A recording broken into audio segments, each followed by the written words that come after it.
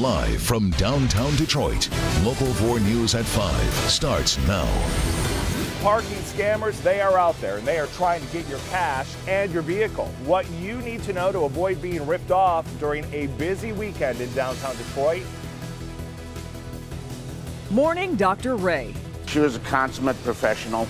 She was as dedicated as anybody that I've seen in the practice of medicine in the 40 years that I've been practicing. Colleagues react to the tragic loss of the doctor killed along I-96 and explain how her legacy will most certainly live on.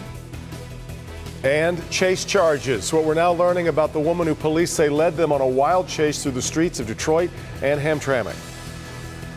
But we begin Local 4 News at 5 with an April storm bearing down, and as you can see there, a sea of green and blue lighting up 4 Live radar right now. Let's take a live look. This is the scene in Clarkston. We've got flakes flying already, and that's just the beginning. Good to have you with us today for Local 4 News at 5. We're 24 hours away from the Tigers home opener, and there's snow coming. You're right. Let's get over to Ben, who's got a lot going on right now, Ben. We've seen this before, guys. You know, we've had flakes on opening day, but the good news is most of the stuff's going to be out of here. In fact, almost all of it will, with one exception. 4 Live radar doesn't have a really defined rain-snow line. We're just seeing pockets of rain and generally some snow here in the middle part of the area where that precipitation is heavier. That's the areas that we're likely seeing snow, especially running right through parts of Oakland County out towards Milford, down towards 275 north side of Novi and Commerce Township. Some of the more put together snow right now, but notice everybody's actually above freezing, still cold enough to support snow, and we'll see these temperatures drop obviously as we get through the nighttime. This is what is not going away by tomorrow morning, the winds. Right now, the gusts are anywhere between about 30 and close to 40 miles an hour, 39, the fastest gust we've got right now at Pontiac. We'll probably see these gusts get a little bit higher as the evening wears on. And then we still got to talk about snow. There is going to be accumulating snow. It's going to be slushy and wet, mainly on the grass, but we'll break this down in your 4-zone forecast. It's all coming up in a few minutes, guys. Okay, Ben. Now to brand new information in that wild police chase earlier this week that wove its way through Detroit and Hamtramck. You'll remember the video from Sky 4's. The driver managed to elude police for about 25 minutes, driving over lawns and down tight streets before it ended this way. Well, now we know more about the woman who police say was behind the wheel. Her name is Valerie Matthews. She's 28 years old from Sterling Heights. She appeared in court a short time ago and was formally charged with the crime. Bring in Sean Lay. Sean, are they getting an idea of why she was running? We just learned a lot of detail about Valerie Matthews. That chase was wild. This entire case, guys, is wild. Matthews, Local 4 is learning, is wanted on a felony warrant for driving away in a stolen car. She has drug convictions in her past. She's been convicted before for driving on suspended licenses. And get this, that blue transit van that she was driving the day of that chase, running away from officers. Well, Hamtramck police were chasing that same van just a week before. It was the faceplant on a fence and a police takedown felt across Metro Detroit. Sky 4 capturing it all of it streaming live on Local 4's Facebook page to thousands of viewers. This bizarre chase unfolding earlier this week, leaving many questions. Who is the woman who wouldn't stop for police, and why was she running in the first place? Valerie Margaret Matthews. Now we are all getting our first look at the woman who was running from police and tackled by police. This is 28-year-old Valerie Margaret Matthews from Sterling Heights, in court and charged with fleeing and eluding. We learned that she is a habitual offender with prior convictions. Did you hear the charge against you and the penalty that you could receive? Yes. This all started as a report of a possible kidnapping. Police were told a witness heard a child screaming in Matthews' transit van, but no child was ever found. So why was she running? It could be due to the number of warrants she is wanted on from various jurisdictions, 5 in all, plus 1 out of Sandusky, Ohio. With tattoos and piercings covering her face, Matthews seemed to forget about the charge from Ohio. She's also got a whole lot of Sandusky. No bond I'll list to. Okay, thank you. Sandusky. Matthews is young, but court records show she has been in trouble with the law for years. 3 mug shots over the very recent years show a young woman in and out of jail to the woman we saw in court today, almost unrecognizable. Back here live, Devin Matthews being held tonight on $50,000 bond. She may not be running anytime soon. Back to you. So, Sean, they were chasing that van a week prior, right? In Hamtramck, the same transit van. Doesn't mean Matthews was behind the wheel that time, but she was this time when they were chasing her. But yes, it's unclear why they were chasing that transit van, but just a week ago, same van involved in a very similar chase. But that's a very fair and important distinction, not necessarily that we know that she was behind the wheel then. All right, Sean. Well, tonight, colleagues are reacting to the tragic loss of Henry Ford doctor Cynthia Ray. Yeah, last night, Dr. Ray succumbed to her injuries after she was hit by a car while helping the victims of a crash along I-96. She will be remembered as a beloved co-worker and a world-class physician. Jermont Terry is at Henry Ford Hospital tonight. Jermont, this has to be just devastating to them, her family, everybody who knew her. Kimberly, it is a devastating blow for this hospital and the many patients who encountered Dr. Ray. Her colleagues are telling me that she was truly a caring individual, and they are not surprised she died trying to help someone. After spending 12 years saving lives at Henry Ford Hospital, Dr. Cynthia Ray's void is felt by those who called her a friend. I'm sorry. Don't be sorry. Her spark. She really livened the room. At age 46, the pulmonary specialist accomplished so much, from research to being a sought-out presenter in her field. It's a terrible loss. Sunday, while on her way to work, Dr. Ray came across a rollover crash on I-96. So it's really of no surprise to me or any of us, really, that she would have stopped at an accident. But while helping the 6 passengers, Dr. Ray and another Good Samaritan were hit by another car. She never regained consciousness. Yeah, the driver of the car that struck her is probably 3 or 4 beds down in the ICU at Sinai Grace from where Cindy was. We feel their pain, they feel our pain. This was an accident. Dr. Michael Eichenhorn says the family of all those injured reached out to Dr. Ray's family, but they have not heard from any of the 6 people in the original accident. And while the void is clear, Dr. Ray continues to save lives because she was an organ donor. That's for a giving person, that's about as much as we could hope for. Now, I'm told Dr. Ray became an organ donor, checked that box nearly 20 years ago when a very close friend was injured in a car crash. We should point out that some of her organs will be used for research, which is fitting according to her colleagues. And one interesting fact about her, besides being a very accomplished doctor, she was a singer and even, get this, a ballerina. Reporting live from Henry Ford Hospital tonight, Jermont Terry, Local 4. Just so very tragic, Jermont. Do we know how the others that were injured in this crash are doing? Because there was another Good Samaritan.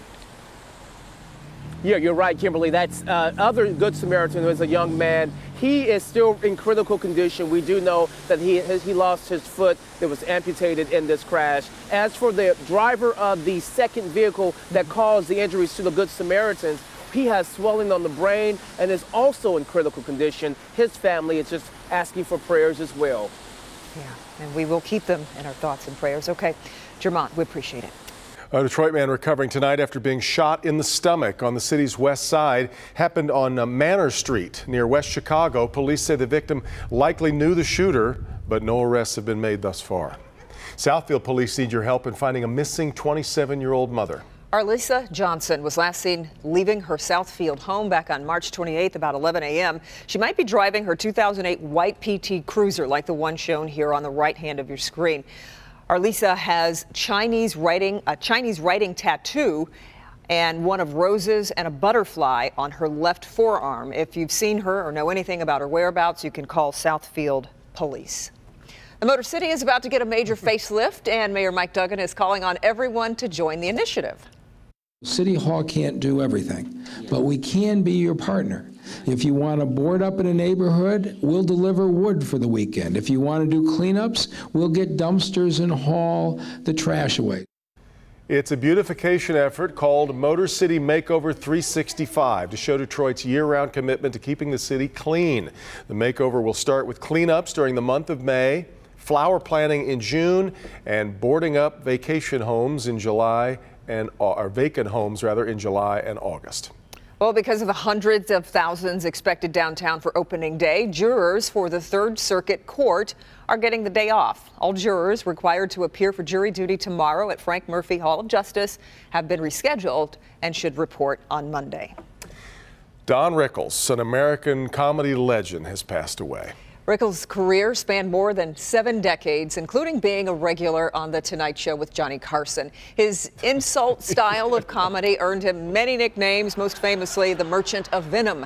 He also appeared in dozens of films, including Casino and the Toy Story trilogy. He died this morning of kidney failure at his home in Los Angeles. He's survived by his wife of 50 years and his daughter. Don Rickles, the legend, dead at the age of 90.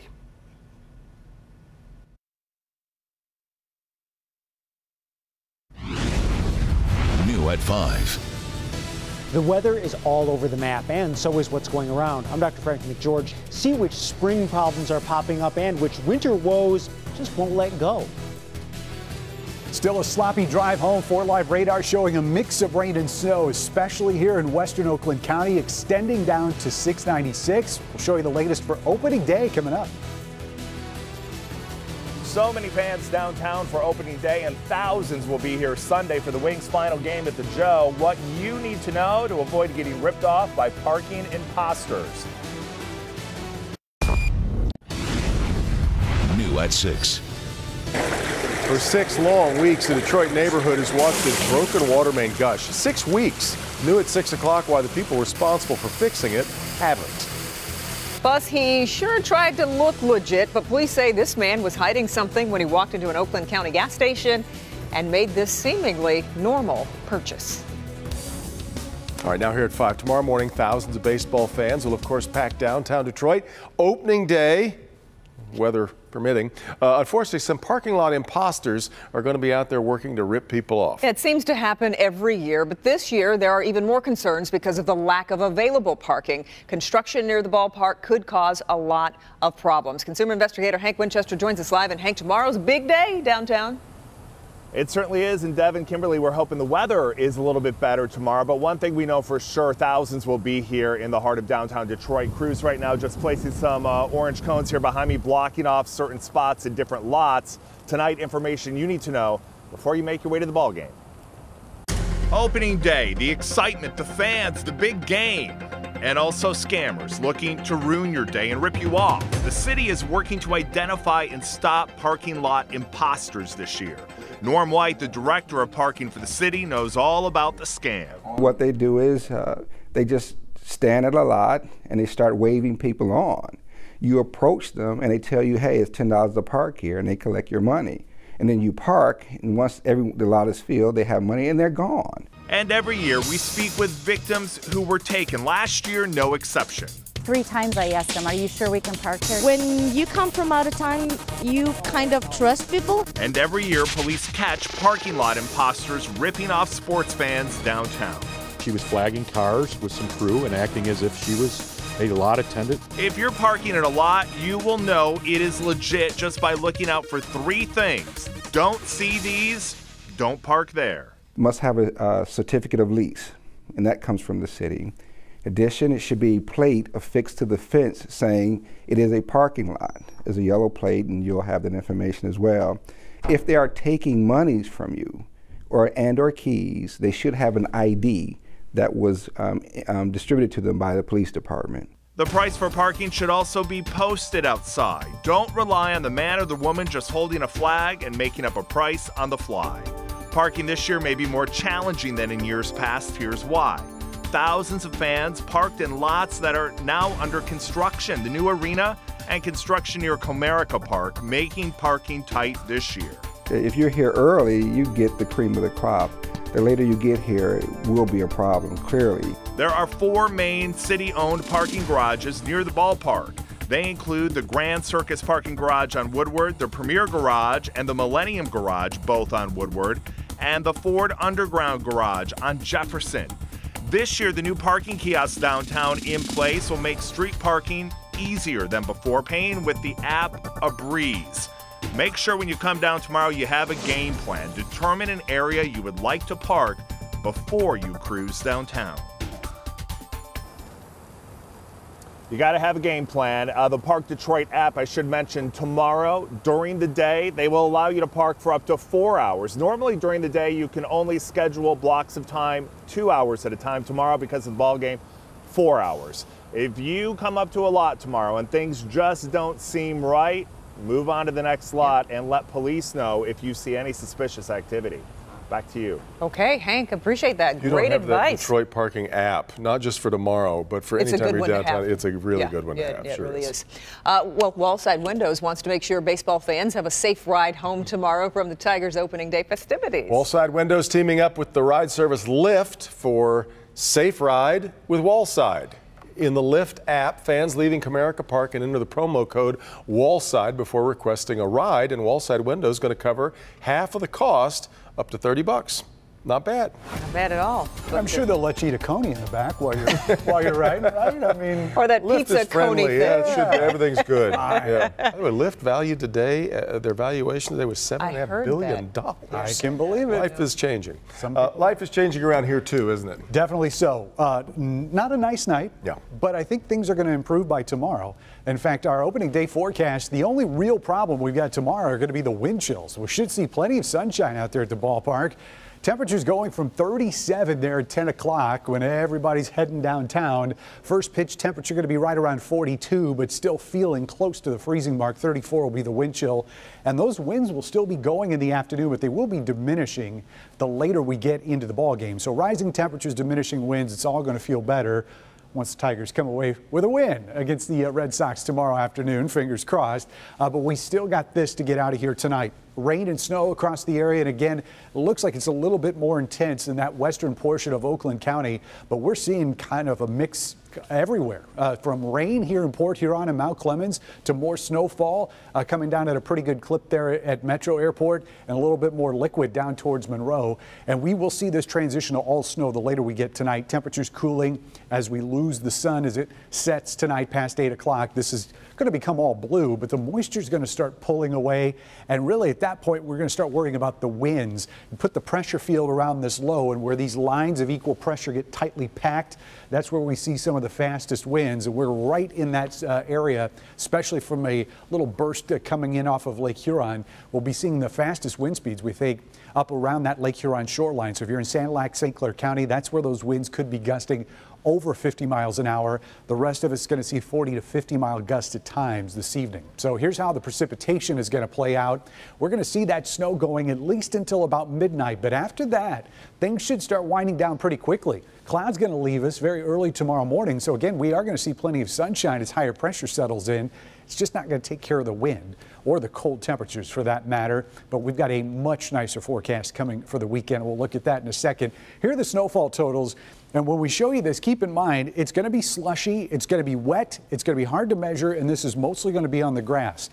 Barely anything here in our metro zone, maybe a couple pockets where you can actually put a ruler and get an inch out of that, and it's going to be pretty much all she wrote there. South zone, we're going to see those numbers in the tenths of an inch, so not a whole lot to look at. But in our west zone, there are going to be a couple stripes here of 1 to 2 inches and maybe so much as 3, but I think that's probably going to be the max. You can see these little dark blue pockets. That's where we'll be seeing 3 inches of snow. And again, it's going to be slushy and wet, and with temperatures going to 46 tomorrow, not going to last very long on Friday. 32 tonight will rise to that 46-degree high tomorrow. And look at the weekend, 60-degree temperatures Saturday and Sunday, and we hit 70 on Monday. Even when we cool down next week, we're still going to be at average. So this is just a blip on the radar. Just a strange little stretch, isn't it? Yeah. All right, let's check in with Blaine. Today, another major shakeup in the ever-changing Russia election investigation. I'm Blaine Alexander. I'll have all the latest from Washington. The weather is all over the map, and so is what's going around. I'm Dr. Frank McGeorge. Coming up, see which spring problems are popping up and which winter woes just won't let go. The Metro Spot.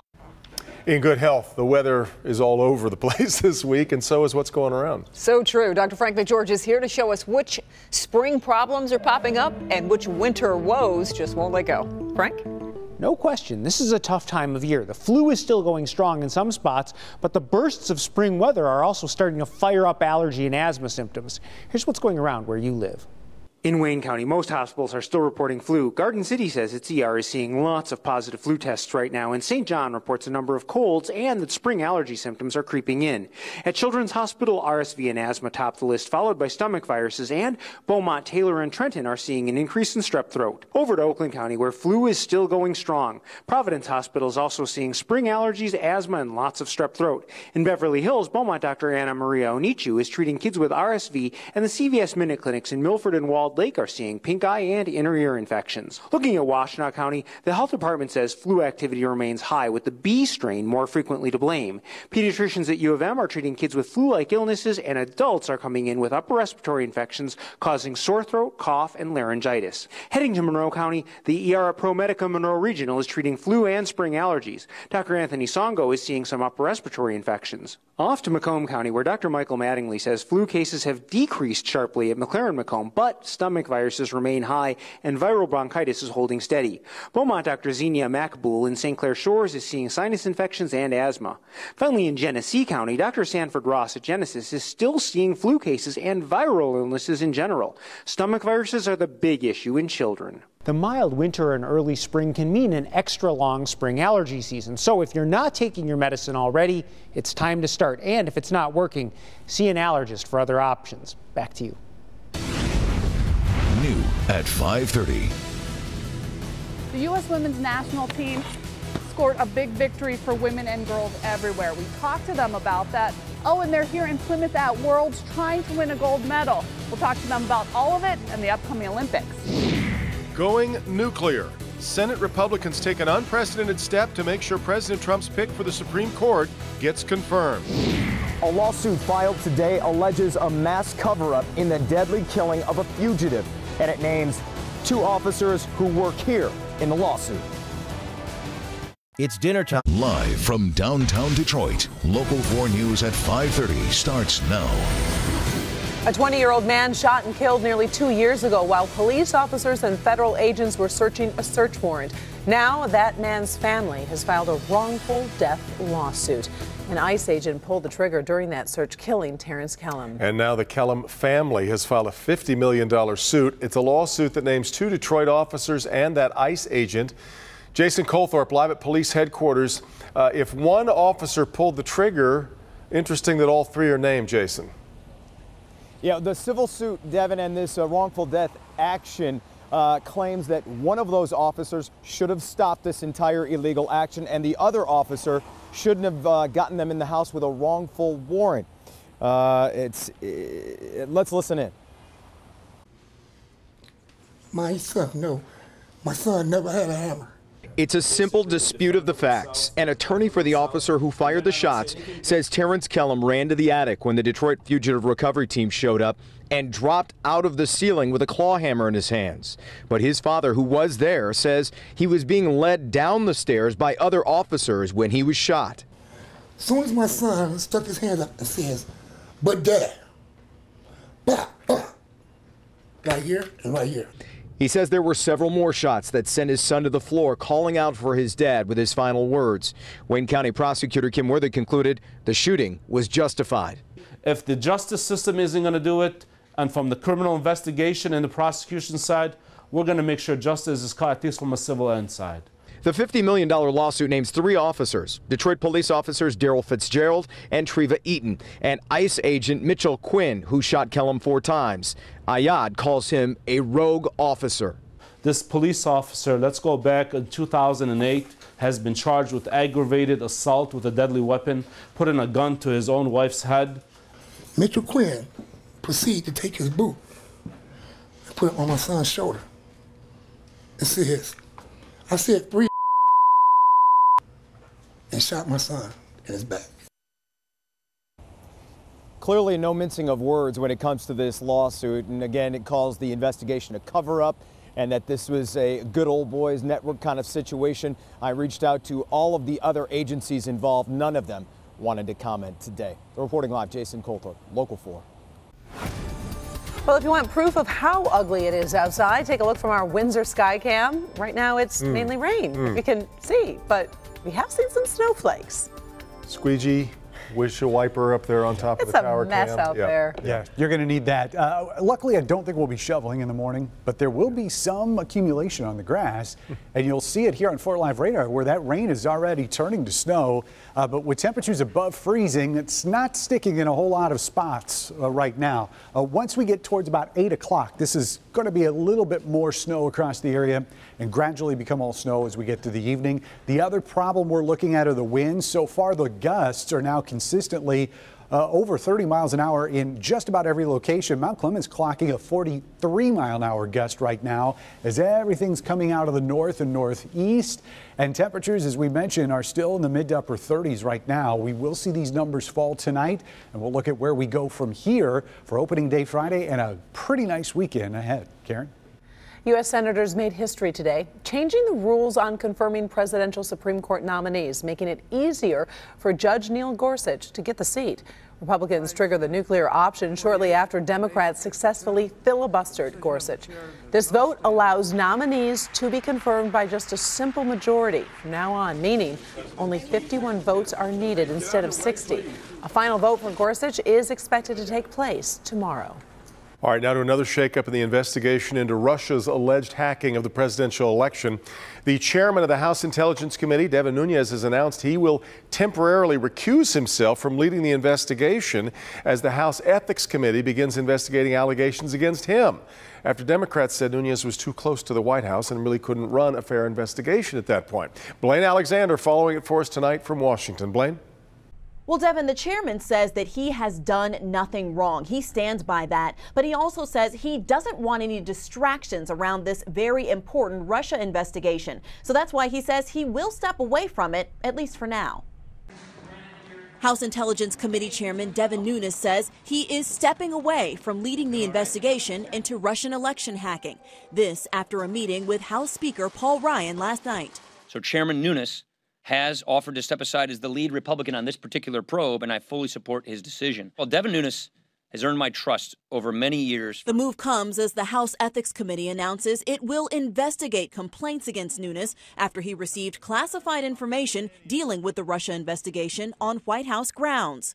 Information he then shared with the president and the press before his own committee. The committee's top Democrat says this restores credibility. But now I think the cloud that had settled over the committee's work has been lifted. Taking the chairman's place, Republican Mike Conaway. But some committee Democrats say the investigation is damaged, pointing to the White House. They have made a mess of this. In a statement today, Nunes said he would temporarily step aside, acting in the best interests of the committee, but calling the ethics complaints against him entirely false and politically motivated. MoveOn.org is one of the groups that filed those complaints. Senior advisor Corinne Jean-Pierre calls today a win. This sends a very big message that we are watching, that we're going to continue to fight. This is not the end. Nunes will stay on as chairman and leaves the door open to step back into the investigation, saying he hopes to quickly have the claims dismissed. And the committee has agreed on a list of witnesses. They'll start interviews once the House returns from Easter break in 2 weeks. In Washington, Blaine Alexander, Local 4. All right, Blaine. President Trump and Chinese President Xi Jinping both arrived in Florida today, ready to begin their highly anticipated summit. The leaders will spend the next couple of days at Mr. Trump's Mar-a-Lago resort for the summit that is taking on more urgency in the wake of another missile launch Monday in North Korea. President Trump is expected to lean on China for help pushing back against Kim Jong-un's nuclear ambitions. We have a big problem. We have somebody that is not doing the right thing, and that's going to be my responsibility. The leaders are also expected to discuss trade, currency, Taiwan, and the decision to pull out of the Paris climate change. Meetings between the two will continue through a working lunch tomorrow. Legendary astronaut John Glenn was laid to rest today. Now, that is nearly 3 months after his death. He died at the age of 95. Glenn's family and invited guests gathered for a ceremony at Arlington National Cemetery. Glenn, of course, was the first American to orbit the Earth before serving as a U.S. Senator from Ohio. In 1998, he made history again, becoming the oldest person to fly in space aboard the Space Shuttle Discovery. Today would have marked the 74th anniversary of the astronaut's marriage to his wife, Annie, a real American hero. True. A Detroit couple who suffered an unimaginable loss is turning their tragedy into a message of hope for others. Mitch Albom introduces us to Kara and Andy Yermak in this week's Heart of Detroit. If God will send his angels. In August of 2016, Kara and Andy Yermak lost their newborn son, Jensen, an experience that no parent should ever have to go through. He had Down syndrome and also had a congenital heart defect. He passed away the next day. Even though he had only been here for 43 hours, what he taught us about kindness, about the meaning of life, and really your connection with others. Jensen is the guiding force in Kara and Andy's lives. He opened their eyes to a community that they knew little about and now embrace. Jensen has inspired them to do even more. Just like we were uneducated about individuals with Down syndrome, we want to spread the message that they're just regular people. What makes a child with Down syndrome smile is the same thing that would make a typical child smile. And smiles are what Kara and Andy will be sharing all over Michigan. In honor of Jensen, they will walk 321 miles from now until the end of June. Each mile is dedicated to one child with Down syndrome, and all the money raised will be donated to the Down Syndrome Guild of Southeast Michigan.